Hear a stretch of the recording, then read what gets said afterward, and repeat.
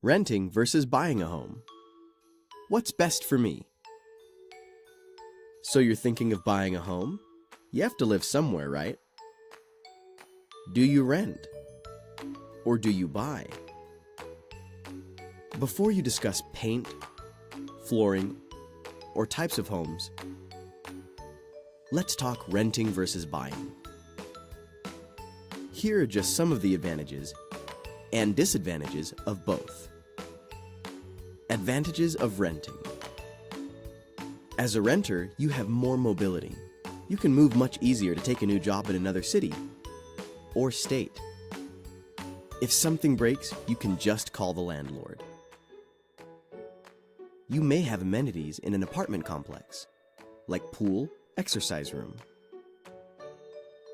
Disadvantages of renting. Your rent may increase approximately 3% per year. As a renter, you are paying down someone else's mortgage. Renters are limited on creative improvements like paint, light fixtures, etc. Advantages of being a homeowner. It is the fastest way to build wealth through equity. You have more freedom to make improvements, as long as lawful and within the community guidelines. You have the ability to deduct taxes and interest paid on your mortgage from income tax. Disadvantages of being a homeowner. Homeowners are not as mobile. Must sell before you move. Homeowners must do the maintenance and upkeep or pay someone to do it. No landlord to call. Home ownership is a big, long-term financial commitment. In a good housing market, homes can appreciate between 3 to 6% a year, depending on what part of the country you live in.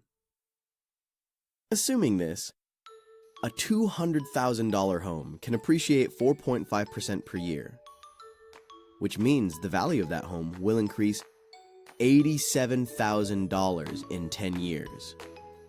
And that doesn't happen when you are renting. Important to note that during the Great Recession, homes depreciated at an alarming rate.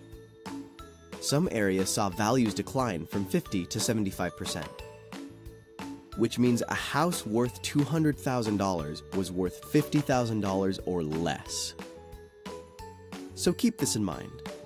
No one knows what the future will bring. Let's look at an example. Say you find a home you want to rent for $1,000 per month. And let's say that rent increases at a rate of 3% per year. 10 years, $1,000 at about 3% per year. $1,000, $1,030, $1,060, $1,090, $1,120, $1,150, $1,180, $1,210, $1,240, $1,270. That is $136,200 you paid towards your landlord's mortgage. Or you bought him a new Mercedes. Or two. Or you could buy a home for a little over $200,000 with a mortgage of about $200,000 in the same neighborhood. And assuming a fixed interest rate of 4.5%, the P&I payment would be $1,013. Let's say you put aside $200 a month for maintenance. Insurance of about $1,200 a year. You will pay taxes of approximately $150 a month. You will also have to pay mortgage insurance of approximately $90. You will have paid out $1,553 monthly for 10 years, or $186,360. But there are other things to take into account.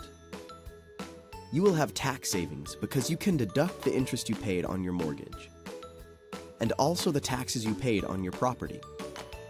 Let's assume, with both of these deductions to your home, you saved $22,500. So now, your home has cost you $163,860. But there is one more important thing to take into consideration. Your home has appreciated. Using the calculation from earlier, your home appreciated $87,000 in 10 years. So it actually cost you about $76,860 to live there. There are many ways to look at this, and many variables to take into account. But ultimately, you have to decide what is best for you. Now you are aware of some things to consider, so only you can decide. Your choice depends on your own financial and emotional needs and life goals. Which one do you choose?